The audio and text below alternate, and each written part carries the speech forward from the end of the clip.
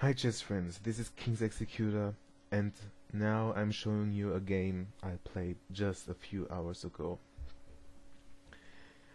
I had the white pieces in a club match, and I of course opened up with f4. My opponent played a very solid, but maybe a little bit too passive Pirc Defence kind of setup.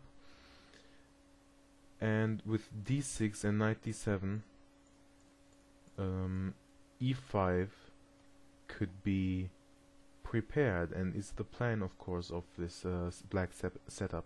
Let's drop back to this position. If e5 immediately, we can transpose back to our From's Gambit declined variation, and after a move like knight c6, bishop b5, you can see these variations on my From's Gambit clips on this channel. So again, c6 by black, g3, knight d7, bishop g2. Whenever I can play my Leningrad variation with the fianchettoed bishop, I do it. Queen c7, d3, and e5. Well, there's tension between the central pawns, and as I told you many times, releasing that tension by capturing or passing by is only correct if you have a clear-cut way or clear-cut point about it, if you have a certain advantage doing that. If you don't see it, if you don't see that advantage after breaking or releasing that tension by capturing or passing by, you don't do it. You keep the tension, because if this pawn is taken, I would recapture with the bishop, and that bishop would attack this pawn, pin it down to the queen, and knight d2 to c4 would then attack this pawn as well.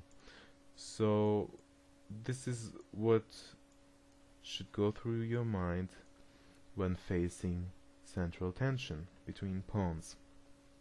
In this position I kept the tension, and I played castles. Bishop e7, knight c3.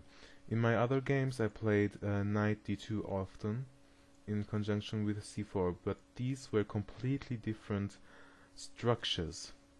Firstly, most of the times there was a bishop on g4, and after knight here connecting the knights, I could then harass the bishop, which would probably have to take the knight, and I can recapture it with the other knight.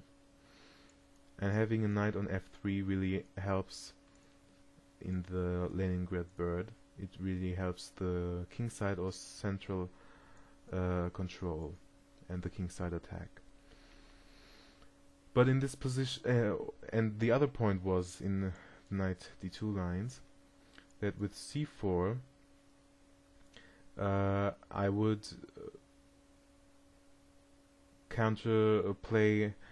do counterplay on the queen side if black wants to castle queen side, and yeah, there was a pawn on c5 which I blocked with this, and afterwards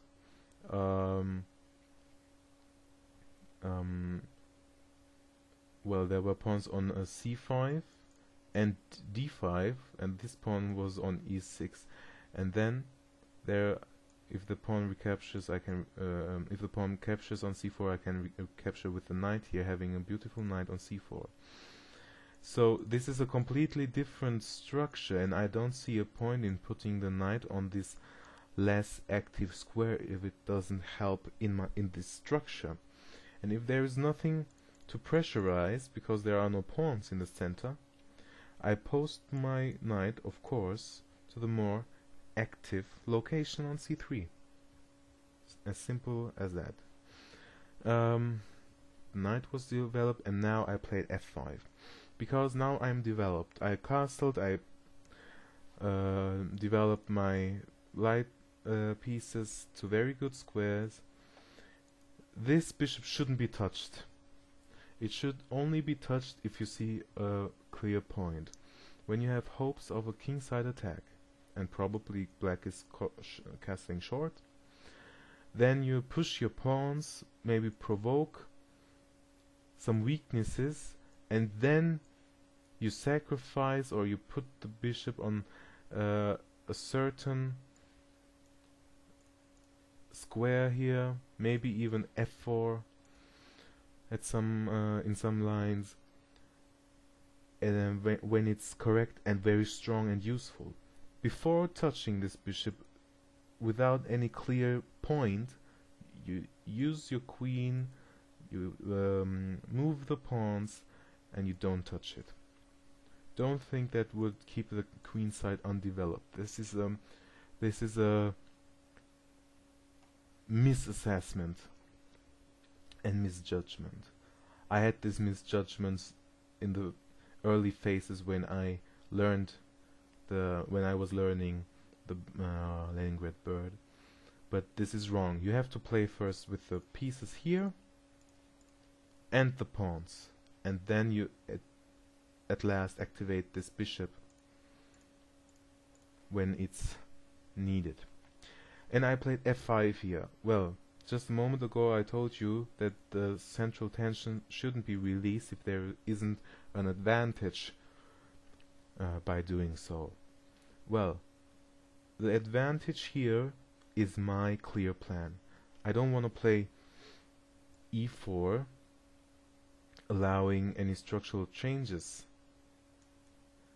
I don't want to allow that, even if it would be okay, because I want to play a kingside attack. I see that castling short seems almost impossible in the near future, so my opponent will probably castle short, and this is why I shape my pawn center.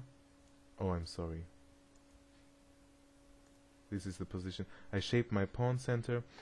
I'm gonna play e4,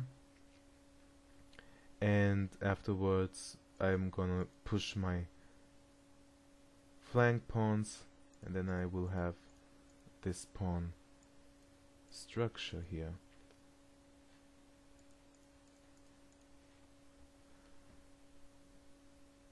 Knight c5 was played, attacking the f pawn, and e5 to protect it. Castles and h3. This knight looks active, and kicking this knight is a good idea, but I don't have a good way to kick it. If I play b4, the knight comes here attacking the pawn. I have to waste time with a3, and I'm giving my opponent targets with retreating the knight and maybe playing a4, attacking the pawn here. And I don't want to give my opponent easy targets on the queen side, because my plan is not playing on the queen side. I want to play on the king side, and I want to mate black. I want to crush black, and I don't want to waste time on the queen side. All these preparational moves, castles and pushing the pawns, are designed to attack the king, and I don't want to waste time here. h3 covering g4 to push g4. d5 which is correct. If I play on the flank, my opponent should react in the center. I don't take this pawn, never. I don't take this pawn because I want to keep this center locked. And I play queen e1 here, covering that pawn 3 times. 1, 2, 3.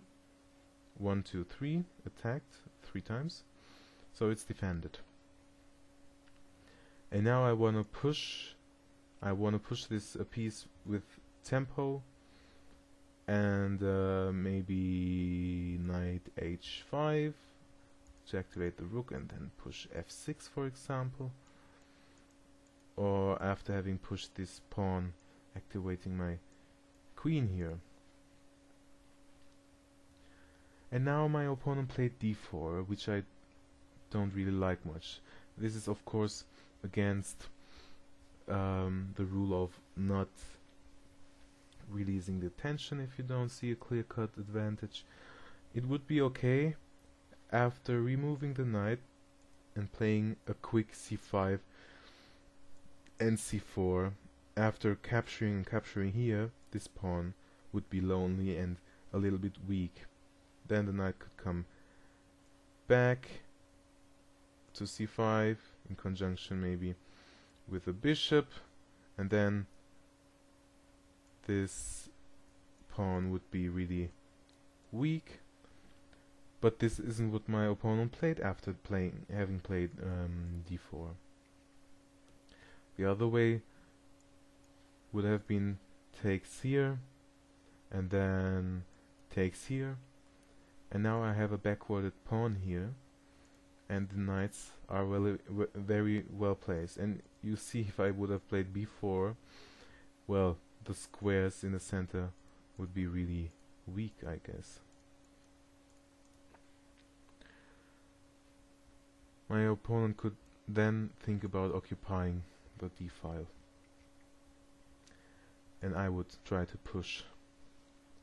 Okay, but my opponent played d4 and knight e2, bishop d6. This is designed to react to bishop g5 with knight e8, and after a move like g4, f6 is very solid. Look at this knight defending this pawns, the queen is defending, the rook can come into the defense here. There is nowhere at all that I can have a successful kingside attack here. Never.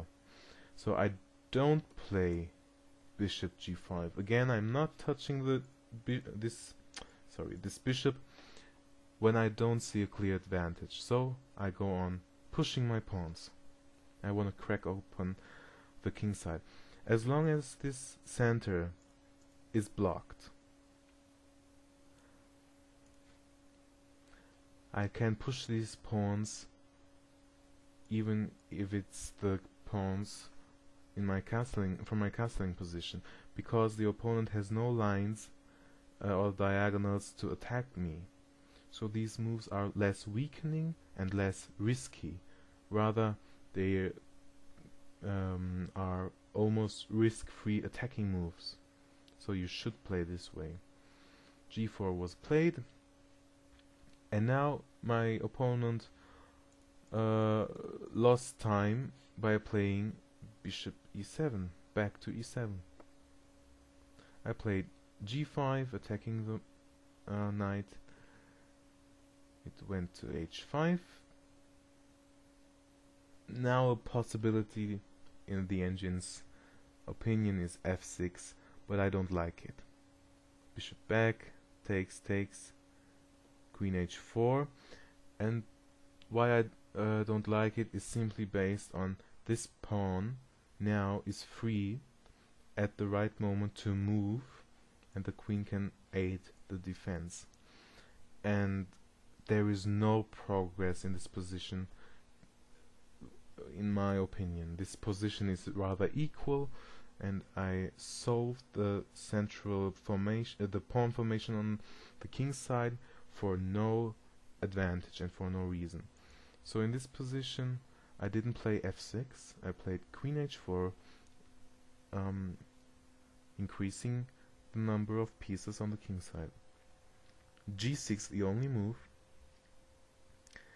and now again this central this pawn tension should maybe be kept, but I had another route in mind. I played f6, hoping to have weaknesses which black has to nurse throughout the game, and I wanted to keep this probably long-term almost winning advantage for me, because my opponent has to play very good defensive moves, and this is more difficult than to play my side with the attacking moves. Bishop d6, and now I'm exchanging off the only defender on the king side. This is taken. I must take this knight. I cannot threaten mate because the knight comes back, covering the square, and I've lost a piece for nothing. So takes, and now my opponent played a funny move like queen d7, and I don't understand that move.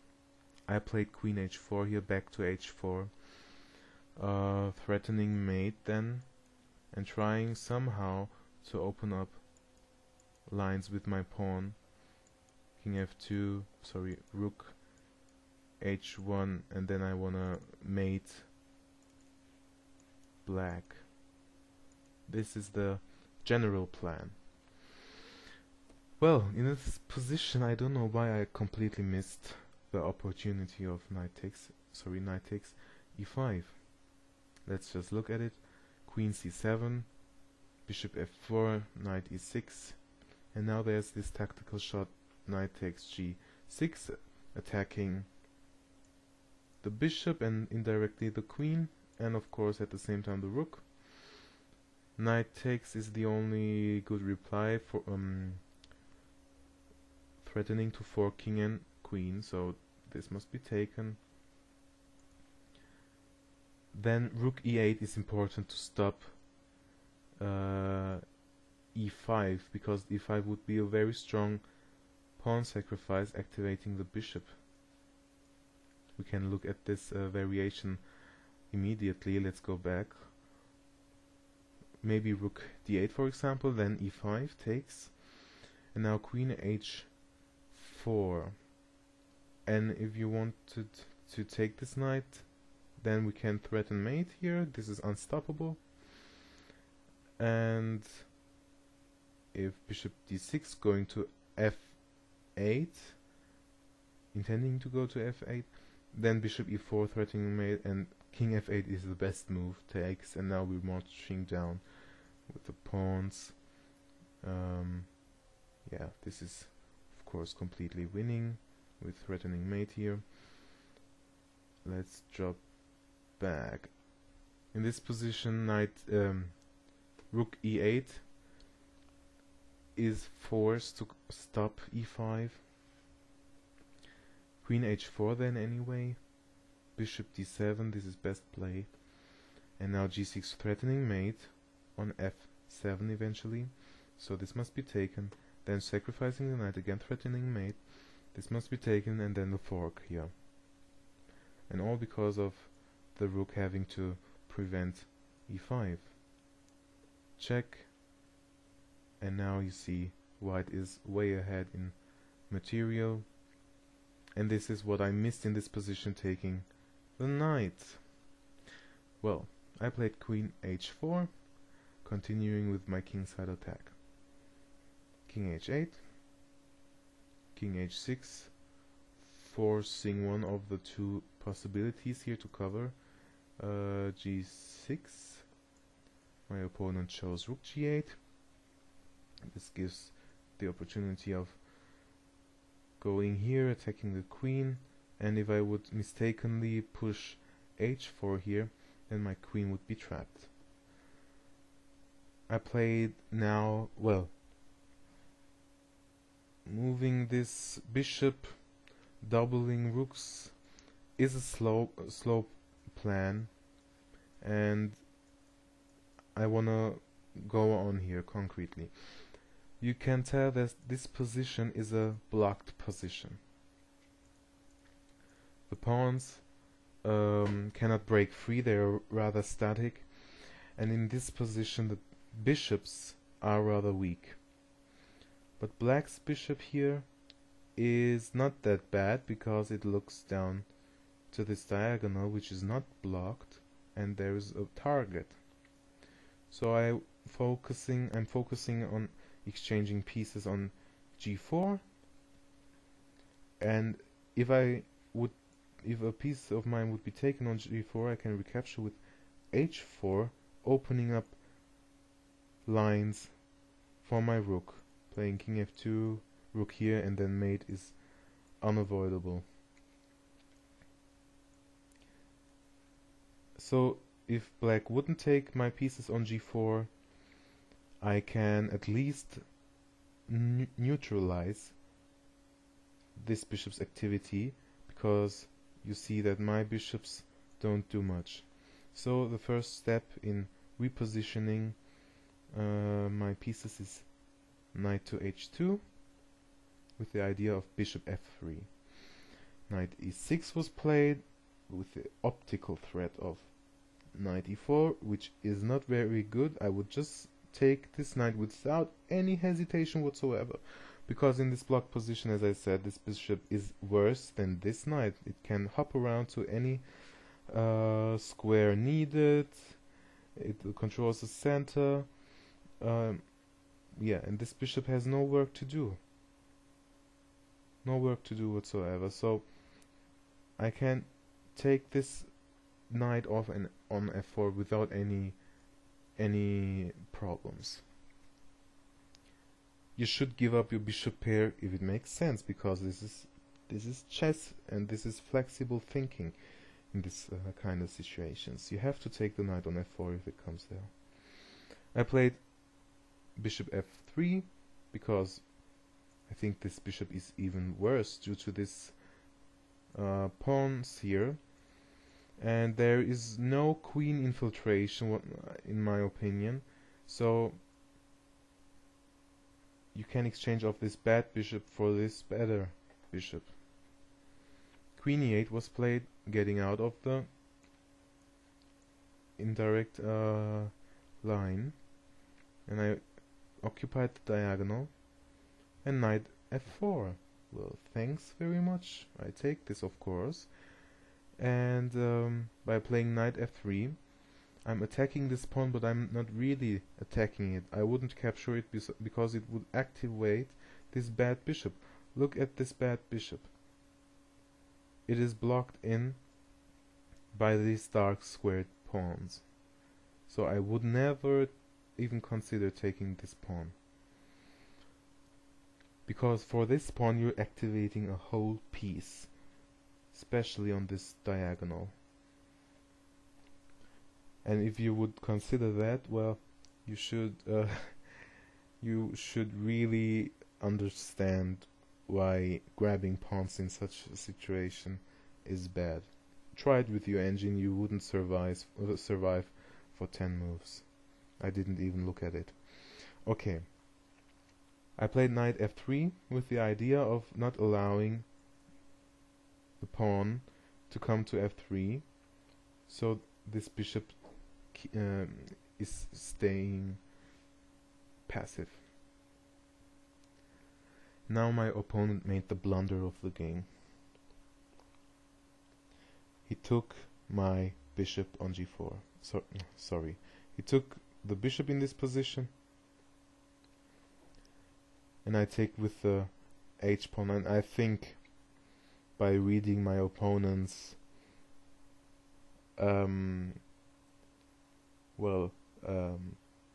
poker face, which fell off,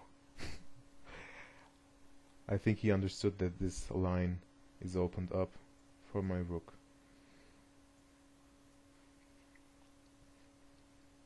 Queen e6 to attack the g4 pawn. I played queen h4 defending it, because from now on this weakness doesn't run away.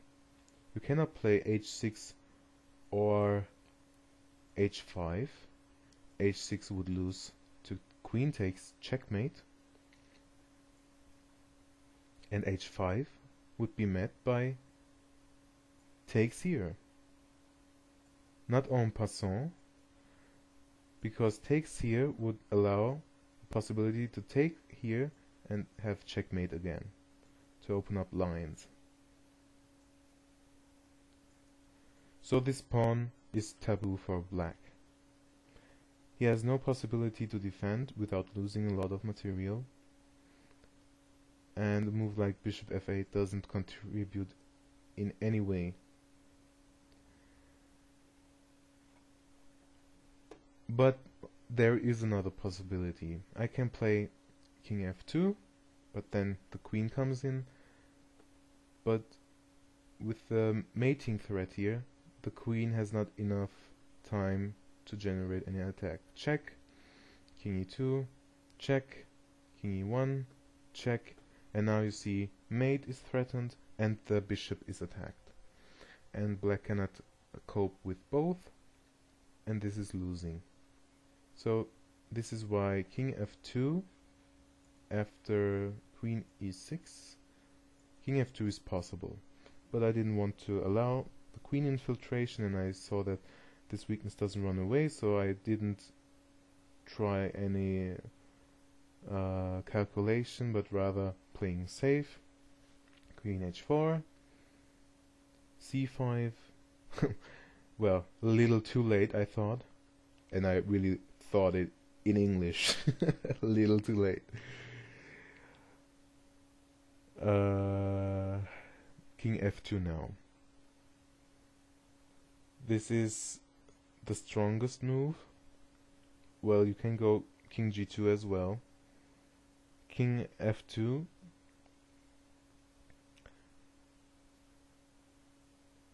Bishop f8. And I played rook h1.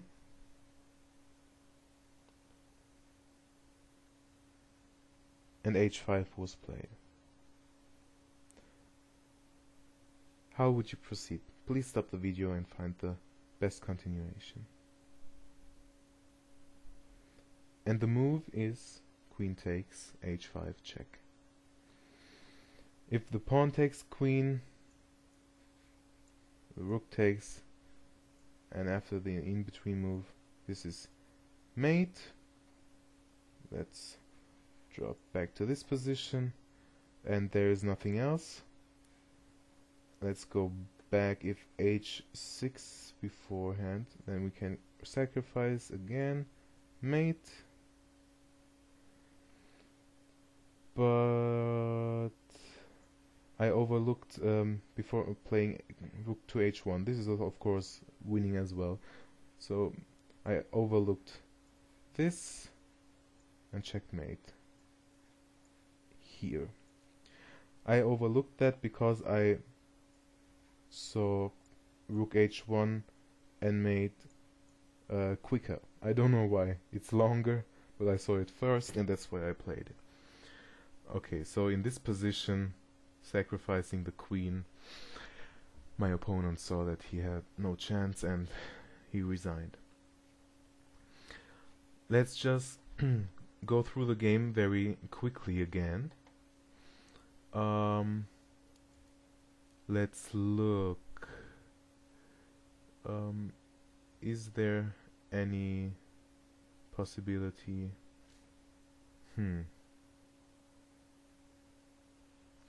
No, I don't know. Okay, I thought maybe I can show you the pressurized squares, but okay, let's look at it this way.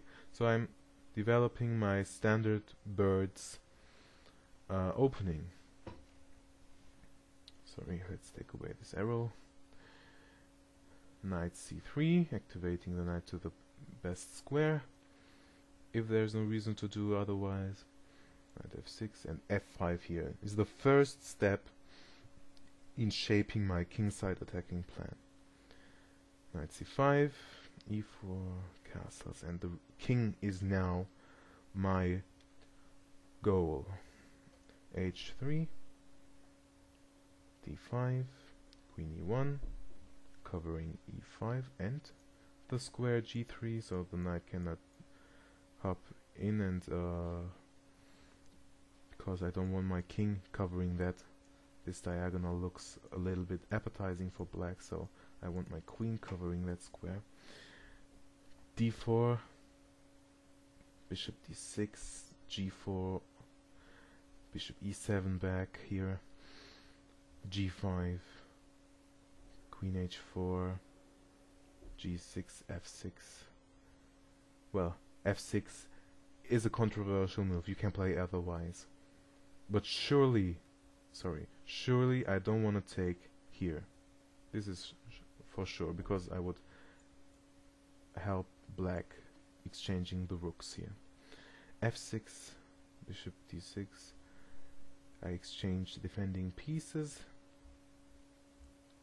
Queen d7. I don't like this move. Queen h4. I could have taken here, that would be winning. I overlooked it. I played Queen h4, King h8, Queen h6, threatening mate. 92 repositioning, 96, Bishop f3, Queen e8, Bishop g4, Knight f4 takes, Knight f3, and the losing move here. And now you see the bishop is bad anyway, my knight is flexible and I have open lines against the king. Queen e6, I'm defending, c5, king f2, bishop f8, and I played rook h1, and after h5, queen takes h5, and checkmate soon. Okay, I hope you liked the video. Please subscribe, comment, and like if you did. And I hope you had a useful lesson in how to play strategical long game. Well, this game didn't last long because of my opponent's mistake capturing on g4, but it is a blocked position and you're trying to squeeze your opponent on the king side, and this was meant to be a long-term position with an edge for white. And now you see how I tried in a human fashion to fight my way through and to reach my goal. Okay, thank you very much.